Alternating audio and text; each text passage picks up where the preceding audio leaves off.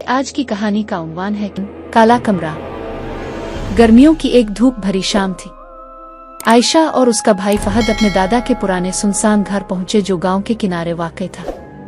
दादा ने हमेशा उनसे कहा था कि घर के एक खास कमरे में कभी न जाएं, इसे काला कमरा कहते हैं। गांव वाले भी कहते थे कि इस कमरे में कुछ ऐसा छुपा हुआ है जो जाने वाले के लिए बहुत खतरनाक साबित होता है। मगर आयशा की तजस्सुस हद से ज्यादा थी।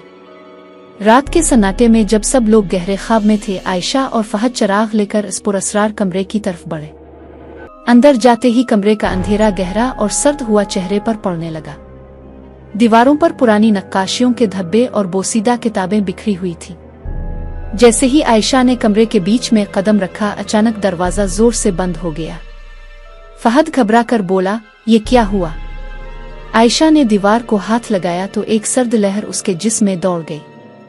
कमरे की छत से मध्यम रोशनी की बजाय एक सियाह साया बोला, मैं इस कमरे का पहरादार हूँ। जो भी यहाँ आता है मैं इसकी रूह से खेलता हूँ। इतने में आयशा की आंखों में एक गैबी रोशनी चमक उठी और उसके चेहरे का रंग बदल गया।